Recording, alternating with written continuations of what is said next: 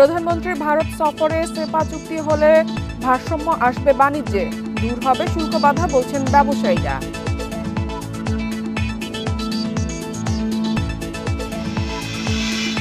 Swiss ব্যাংকে বাংলাদেশিদের টাকা বছরে কমেছে 496 কোটি। ইউরোপ মধ্যপ্রাচ্যে পাচার বাড়ছে বলছেন বিশেষজ্ঞরা।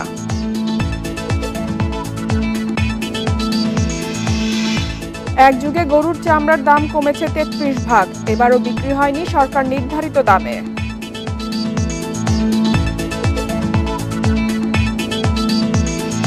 সবাইকে আমন্ত্রণ অর্থনীতি সারাদিনে, আপনাদের সাথে আছি ফাতারা। শুনছিলেন শিরোনাম, এবারে জানাবো বিস্তারিত। প্রধানমন্ত্রীর ভারত সফরে সমন্বিত অর্থনৈতিক অংশীদারিত্ব চুক্তি সেপা সই হলে দুই দেশের বাণিজ্যে ভারসাম্য আসবে বলে মনে করছেন ব্যবসায়ীরা। এতে দূর হবে নানা শুল্ক ও অশুল্ক বাধা। অর্থনীতিবিদরা বলছেন এসব বাধা দূর করতে প্রয়োজনীয় সমস্যা আগে চিহ্নিত করতে হবে। বাণিজ্য প্রসারে এগিয়ে আসতে হবে দুপক্ষকেই। ভারতের প্রধানমন্ত্রী নরেন্দ্র মোদীর আমন্ত্রণে 2 দিনের রাষ্ট্রীয় সফরে নয়াদিল্লি অবস্থান করছেন প্রধানমন্ত্রী শেখ হাসিনা। শনিবার দুই প্রধানমন্ত্রীর বৈঠকের পর অন্তত 14টি চুক্তি ও এমওইউ সই হতে পারে। এই সফরকে কেন্দ্র করে দ্বিপাক্ষিক বাণিজ্যে আরও সম্ভাবনা দেখছেন দুই দেশের ব্যবসায়ীরা। দুই প্রতিবেশী দেশের মধ্যে বাণিজ্য এখন $1400 কোটি ছাড়িয়েছে। ভারতের বাজারে বাংলাদেশের পণ্যের প্রবেশাধিকার দেয়া হলেও নানা শুল্ক ও অশুল্ক বাধা প্রতিবন্ধকতা হিসেবে কাজ করছে। ব্যবসায়ীরা বলছেন এবারের সফরে সমন্বিত অর্থনৈতিক অংশীদারিত্ব চুক্তি সই হলে দ্বিপাক্ষিক বাণিজ্য আরও সহজ হবে। সেপা নামে যে মিউচুয়ালি আমরা ডিউটি ফ্রি হব, এই সেপা নেগোসিয়েশন হচ্ছে। আমি আশা রাখি মাননীয় প্রধানমন্ত্রী জনতা শেখ হাসিনা এবারের ট্রিপে সেপা নিয়ে কথা বলবেন, যাতে আমরা বাংলাদেশি গুডস ভারতে ডিউটি ফ্রি পাঠাতে পারবো। অর্থনীতিবিদরা বলছেন বাণিজ্য সহজ করতে প্রতিবন্ধকতা দূর করা না গেলে ক্ষতিগ্রস্ত হবে উভয় দেশ। বাংলাদেশ স্ট্যান্ডার্ডাইজেশন যে প্রতিষ্ঠান আছে তারা এই সার্টিফিকেশনটা যদি দিতে পারে কিনা এবং দিলে পরে সেটা ভারত গ্রহণ করবে কিনা সেই নিশ্চয়তা থাকতে হবে। অর্থাৎ পারস্পরিক mutual respect for each other certification. বিশ্লেষকরা বলছেন ভূখণ্ড ব্যবহার করে নেপাল ও ভুটান থেকে বিদ্যুৎ আমদানি ব্যবস্থাপনায় ভারতের সাথে সমঝোতায় জোর দিতে হবে। এছাড়া ভারতীয় পণ্য আমদানির ক্ষেত্রে ডলার বা রুপি নয়, দিতে হবে টাকা ব্যবহারের সুযোগও। নেপাল এবং ভুটানের সাথে আমাদের যে জলবিদ্যুতের যে আমদানি ব্যবস্থাপনা, এই জায়গাটায় ভারতের সরকারের সাথে আমাদের একটা সমঝোতা হওয়া দরকার এবং ভারতের যেটুকু ট্যারিফ নেওয়ার বা কিছু একটা নেওয়ার, ট্রান্সমিশন ফি নেওয়ার, সেটুকু দিয়েই আমরা নেব। এলসি যে আমরা ডলারে করেছি, ডলার থেকে আমরা ইন্ডিয়ান রুপিজে নিয়েছি, সেটা বাংলাদেশ টাকাতে আমরা কাজ করতে পারি কিনা এটা নিয়ে আমরা ইস্যু তুলব। দ্বিপাক্ষিক বাণিজ্য প্রসারে ভিসা জটিলতা দূর করার দাবিও জানান ব্যবসায়ীরা। তৌহিদ রানা, ইন্ডিপেন্ডেন্ট নিউজ, ঢাকা। এদিকে ভারতের নবনির্বাচিত প্রধানমন্ত্রী নরেন্দ্র মোদীর আমন্ত্রণে 2 দিনের রাষ্ট্রীয় সফরে নয়াদিল্লিতে পৌঁছেছেন প্রধানমন্ত্রী শেখ হাসিনা। বেলা 2টায় প্রধানমন্ত্রীকে বহনকারী বিশেষ বিমানটি হজরত শাহজালাল আন্তর্জাতিক বিমানবন্দর ছেড়ে যায়। তার সফরে দুদেশের বাণিজ্য, বিনিয়োগ, যোগাযোগ, নিরাপত্তা, বিদ্যুৎ সহযোগিতার পাশাপাশি তিস্তা ইস্যু নিয়ে আলোচনা হতে পারে। সই হতে পারে 10টি সমঝোতা স্মারক ও চুক্তি। কাল সকালে ভারতের রাষ্ট্রপতি ভবনে প্রধানমন্ত্রী শেখ হাসিনাকে লাল গালিচা সংবর্ধনা ও গার্ড অব অনার দেয়া হবে। পরে হায়দ্রাবাদ হাউসে হবে নরেন্দ্র মোদীর সঙ্গে বৈঠক। ভারতের রাষ্ট্রপতি দ্রৌপদী মুর্মুর সঙ্গেও সাক্ষাৎ করবেন শেখ হাসিনা। সফরে দিল্লির অগ্রাধিকার নিরাপত্তা ইস্যু আর ঢাকার অগ্রাধিকার পানি। এর আগে ভারতের নতুন সরকারের শপথ অনুষ্ঠানে যোগ দেন প্রধানমন্ত্রী শেখ হাসিনা। 8 থেকে 10 জুনের সফরে একান্ত বৈঠক করেন নরেন্দ্র মোদীর সঙ্গে। এ সময় শেখ হাসিনাকে দ্বিপাক্ষিক সফরের আমন্ত্রণ জানান মোদী। সুইস ব্যাংকে বাংলাদেশিদের আমানত নেমে এসেছে 232 কোটি টাকায়। 2022-এর তুলনায় 23 সালের শেষে কমার হার প্রায় 68%। সুইস ন্যাশনাল ব্যাংকের বার্ষিক আর্থিক প্রতিবেদনে উঠে এসেছে এ তথ্য। তবে এর মানে অর্থ পাচার কমা নয়, পাচারের ধরন ও গন্তব্য পরিবর্তন বলে মনে করছেন অর্থনীতিবিদরা। ধনীদের গোপন অর্থ রাখার জন্য বিখ্যাত সুইস ব্যাংক রীতিমতো আইন করে গ্রাহকদের নাম পরিচয় গোপন রাখার শর্ত কঠোরভাবে পালন করত তারা। তবে সম্প্রতি দেশটির ব্যাংকগুলোতে কমেছে জমা রাখা অর্থের পরিমাণ। এসএনবির বার্ষিক প্রতিবেদন অনুযায়ী 2022 সালের শেষে বাংলাদেশিদের জমা ছিল প্রায় 730 কোটি টাকা। 2023 সালে তা কমে দাঁড়িয়েছে 234 কোটিতে। এক বছরে 496 কোটি টাকা তুলে নিয়েছেন বাংলাদেশিরা। এতে জমা অর্থ 28 বছরের মধ্যে দাঁড়িয়েছে সর্বনিম্ন পর্যায়ে। তবে এর একাধিক কারণের কথা বলছেন অর্থনীতিবিদরা। রিজার্ভটা তো বাংলাদেশে থাকে না, রিজার্ভটা বাইরেই থাকে, কিছু অংশ সুইস ব্যাংকে থাকে। তো সেই টাকাটা কমে থাকতে পারে, কারণ আমাদের তো রিজার্ভ কমে গেছে প্রবাসী, সেটা একটা সাথে সঙ্গতিপূর্ণ। বাংলাদেশের রিজার্ভ কমেছে, বিক্রি হয়েছে রিজার্ভটা, তো বিক্রি হলে কোথা থেকে নিবে? কিছু অংশ হয়তো ফেডারেল রিজার্ভ থেকে নিচ্ছে, কিছু অংশ হয়তো সুইস ব্যাংকের থেকে কমানো হয়েছে, এটা খুবই সম্ভব। পাশাপাশি আমানতের ক্ষেত্রে আগে যে গোপনীয়তা সুইস ব্যাংকগুলো রক্ষা করত, এখন আর তা নেই। সে কারণে দুবাই সহ মধ্যপ্রাচ্য, দক্ষিণ পূর্ব এশিয়া ও পূর্ব ইউরোপের দেশে পাচার ও বিনিয়োগ বাড়ছে। সেভাবে নির্ভরযোগ্য ব্যাংক নয় তারা, কিন্তু সরকারিভাবে তথ্য চাইলে সরকার সেই তথ্য দিয়ে দেয়। আমি টাকাটা রাখবো দুবাইতে, আমি টাকা রাখবো সিঙ্গাপুরে, আমি টাকা রাখবো বাড়িঘর কিনে ফেলবো লন্ডনে। সুইস কেন্দ্রীয় ব্যাংকের তথ্য অনুযায়ী সুইজারল্যান্ডের ব্যাংকে শুধু বাংলাদেশি নয়, কমেছে ভারত, পাকিস্তান, সিঙ্গাপুর ও নেপালের নাগরিকদেরও অর্থ। ইফাতারা, ইন্ডিপেন্ডেন্ট নিউজ। ঈদের পর রাজধানীর কাঁচা বাজার এখনও সেভাবে না জমলেও বেড়েছে কাঁচামরিচ, আলু ও পেঁয়াজের দাম। চাহিদা বাড়ায় এসব পণ্য চড়া দামে বিক্রি করছেন ব্যবসায়ীরা। পাশাপাশি বাড়তি দামের তালিকায় আছে মুরগির মাংস। ঈদের পর রাজধানীর কাঁচাবাজারে এখনো খোলেনি অনেক দোকান, ক্রেতাও নেই তেমন। তবে এরপরও কমেনি পণ্যের দাম, উল্টো দাম চড়েছে বেশ কিছু পণ্যের। ক্রেতাকে সবচেয়ে বেশি বিপাকে ফেলেছে কাঁচামরিচের দাম, কেজি উঠেছে 250 টাকায়। ঈদের আগে যা ছিল 180 টাকা। মরিচ প্রতি বছরই বিক্রি করি কোরবানিতে মরিচের চাহিদাটা একটু বেশি থাকে, বুঝছেন, এই কারণে মরিচের দামটা একটু বেশি থাকে। গত বছর অনুযায়ী মরিচের দাম এবার কম। সুযোগ মতে তারা যখন আমদানি একটু কম হয় তখনই আর কি তারা দামটা বাড়াই দেয়। চাহিদা বাড়ায় আলু পেঁয়াজের দামও বেশ চড়া। কেজিতে 5 টাকা বেড়ে আলু বিক্রি হচ্ছে 60 টাকায়, আর পেঁয়াজের কেজিতে গুনতে হচ্ছে 90 থেকে 95 টাকা। কেউ তো কিছু বলে না, যে জানতে বাজারের সামনে বেচতেছে, কোনো নিয়ন্ত্রণ নাই তো। কোরবানির ঈদের পর বাজারে মাংসের চাহিদা কম থাকলেও মুরগির দাম বাড়তি। গত সপ্তাহে ব্রয়লার মুরগি 170 টাকা কেজিতে বিক্রি হলেও এখন তো 190 টাকা। সোনালী মুরগির কেজি 320 টাকা। তবে 10 টাকা কমে ফার্মের মুরগির ডিমের ডজন বিক্রি হচ্ছে 150 টাকায়। একটা মুরগিতে যদি সে 10 টাকা করে বিক্রি করে, তাহলে 10,000 মুরগিতে সে দৈনিক কয় টাকা বেশি বিক্রি করে ফেলাইল? তাহলে তার তো টাকা আছে দেখে তার আরও ইনকাম বেশি হচ্ছে। বাজারে অস্থিতিশীলতা থাকলেও নাগালে আছে সবজির দাম। বেগুন, পটল, ঢেঁড়সের কেজি কেনা যাচ্ছে 50 টাকার মধ্যে। Shahid Ahmed, independent News, Dhaka. গত এক যুগে গরুর চামড়া সরকার নির্ধারিত দাম কমেছে 33% বেশি। এবারও নির্ধারিত দামে বিক্রি হয়নি কাঁচা চামড়া। প্রতিটি গরুর চামড়া আকার ভেদে বিক্রি হয়েছে 300 থেকে 900 টাকার মধ্যে। আড়তদাররা বলছেন ট্যানারিতে চাহিদা না থাকায় দাম কম। ট্যানারি মালিকদের দাবি চামড়ার রপ্তানি মূল্যও কমেছে।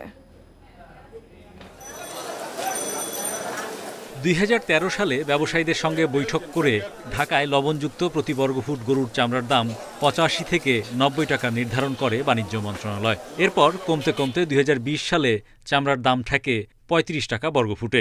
এবছর কোরবানির গরুর চামড়ার দাম নির্ধারিত হয় 55 থেকে 60 টাকায়।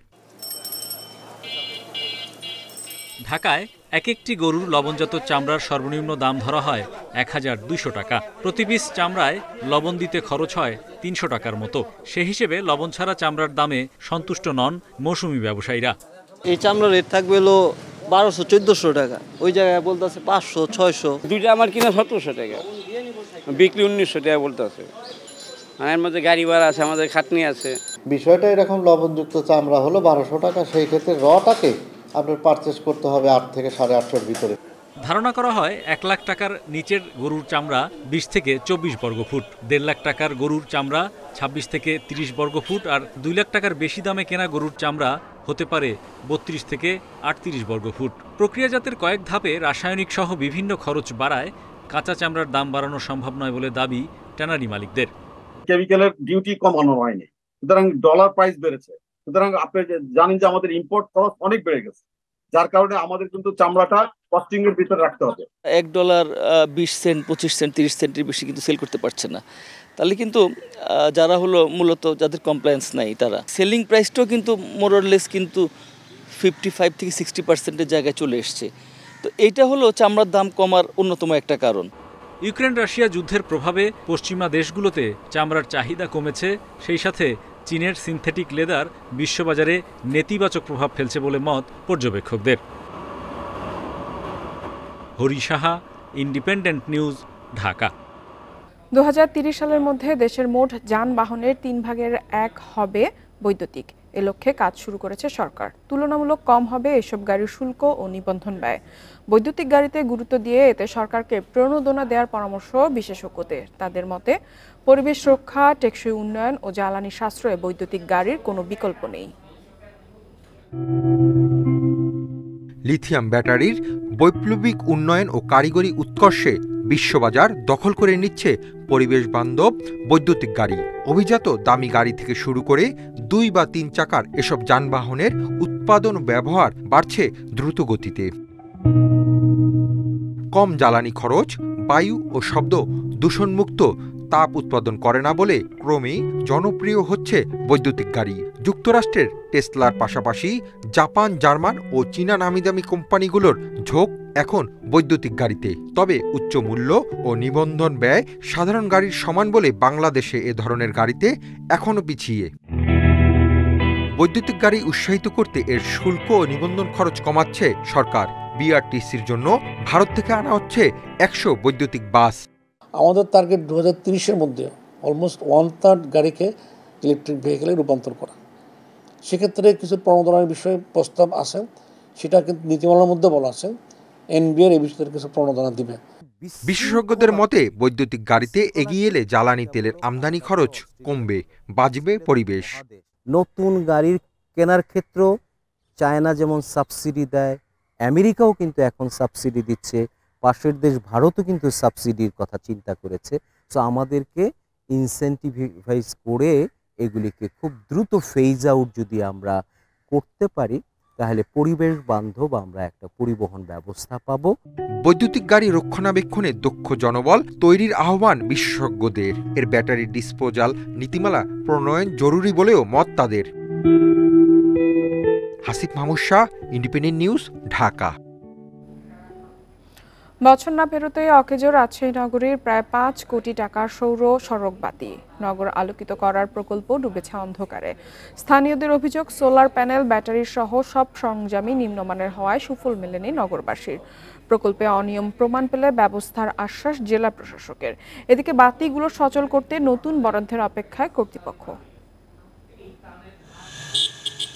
সূর্যের তাপে সোলার প্যানেল চার্জ হয়ে নগরীকে আলোকিত রাখতে বসানো হয়েছিল এসব সড়ক বাতি। রাজশাহীর পবা উপজেলার 8টি ইউনিয়ন ও 2টি পৌরসভায় বসানো হয় 855টি সৌরবাতি। 2019-20 অর্থবছরে ত্রাণ পুনর্বাসন ও দুর্যোগ ব্যবস্থাপনা অধিদপ্তরে নেয়া এ প্রকল্পে ব্যয় প্রায় 5 কোটি টাকা। প্রতিটি ল্যাম্পপোস্ট বাবদ বরাদ্দ প্রায় 56,500 টাকা। কিন্তু বছর না ঘুরতেই অচল সৌরবাতিগুলো। উন্নয়নের একটু অগ্রগতি হবে, সেই অবস্থাতে সোলার বাতিগুলো আসলে আমাদের আশা পূরণ করতে পারে নাই। সোলার প্যানেল বসানো হয়েছিল, সেটা মাত্র 1.5 বছর চলার পরে ওটা বন্ধ হয়ে যায় এবং এটা ঠিক করার জন্য একবার এক মিস্ত্রি গিয়েছিল, এরপরে ওটা ঠিক হয়নি।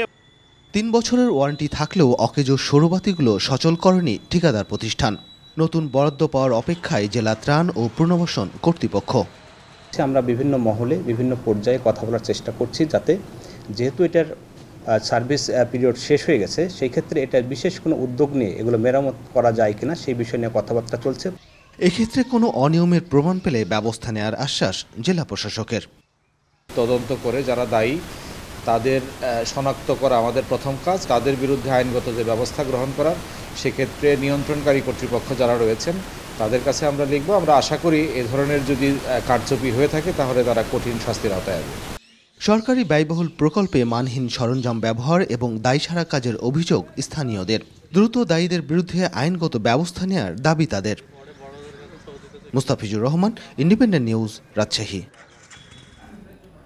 ডায়াবেটিস রোগীদের জন্য তুলনামূলক নিরাপদ BRII 105 জাতের ধান এই প্রথম সফলভাবে চাষ হয়েছে খুলনায়। বাংলাদেশ ধান গবেষণা ইনস্টিটিউটের উদ্ভাবিত এই ডায়াবেটিক ধান এ রয়েছে স্বল্প পরিমাণ কার্বোহাইড্রেট। পুষ্টিকর উচ্চ ফলনশীল এই জাতের ধান আগামীতে বাণিজ্যিকভাবে চাষে আগ্রহী হচ্ছেন কৃষকরা। খুলনার ডুমুরিয়ার টিপনা গ্রামের কৃষক শেখ মঞ্জুর রহমান, তিনি এবছর 4 বিঘা জমিতে চাষ করেছেন বিডি 105 অর্থাৎ ডায়াবেটিক ধান। দেখতে বোরোর অন্য জাতের মতো দেখালেও বৈশিষ্ট্যগতভাবে এটি আলাদা। এই ধানের চাল লম্বা ও চিকন। মাঠে বীজ লাগানোর পর 150 দিনের মধ্যে ধান সংগ্রহ করা যায়। এই ধান চাষে কীটনাশক খরচ যেমন কম, তেমনি সেচও লাগে কম। অন্য ধানে যেরকম কীটনাশক বা ছত্রাক স্প্রে করতে আমার বিঘা প্রতি 2000 টাকা খরচ হয়, সেখানে আমার 3 বিঘা জমিতে 6000 টাকা খরচ হতো অন্য ধান করতে গেলে। এই ধানে ফলন বেশি হওয়ায় অন্যান্য কৃষকরাও তা চাষে আগ্রহী হয়ে উঠেছেন। বিডি 105-এর ফলনটা এই বছর আমরা খুবই ভালো দেখছি এবং এর রোগবালাই কম। কৃষি কর্মকর্তারা বলছেন ধানটিতে জিআই এর মান 55, চালে অ্যামোলাইজের পরিমাণ 27%, প্রোটিনের পরিমাণ 7.3%। এটি ডায়াবেটিস রোগীদের জন্য খুবই উপকারী। এই কারণেই একে ডায়াবেটিক ধান বলা হচ্ছে। আমরা সাধারণ ভাতের কথা চিন্তা করি, তার তুলনায় কিন্তু অনেক কম। তাহলে মানুষ কিন্তু এটা খাওয়া দাওয়া খেলে যারা ডায়াবেটিক পেশেন্ট আছে তাদের যে গ্লুকোজ লেভেলটা বাড়ে সেটা কিন্তু ওইভাবে বাড়বে না। বাংলাদেশ ধান গবেষণা ইনস্টিটিউটের মহাপরিচালক বলছেন, দেশে ও বিদেশে এই ধানের চালের বাণিজ্যিকভাবে ব্যাপক চাহিদা রয়েছে। এটা একটা হলো আমাদের দেশেই তো মার্কেট আছে, ডায়াবেটিক পেশেন্ট যারা আছে তাদের একটা দেশে মার্কেট আছে, এবং এটা যদি আমরা মনে করি বাহিরে রপ্তানি করবো ডায়াবেটিক ক্রাইসিস হবে, সেটারও কিন্তু একটা বিশাল ভ্যালু আছে। বিডি 105 একটি উচ্চ ফলনশীল জাতের ধান, যার বীজ কৃষকরা নিজেরাই উৎপাদন ও সংরক্ষণ করতে পারবেন। ফলে কৃষককে বীজের জন্য অন্য দেশ বা কোনো কোম্পানির উপর নির্ভরশীল হতে হবে না। অভিজিৎ পাল, ইন্ডিপেন্ডেন্ট নিউজ, খুলনা। আর এই ছিল অর্থনীতি স্বাধীনের আজকের আয়োজনে। ইন্ডিপেন্ডেন্ট টেলিভিশনের সব খবর আরও জানতে চোখ রাখুন ফেসবুক, ইউটিউব এবং এক্সে। আমন্ত্রণ আমাদের পরের আয়োজনে।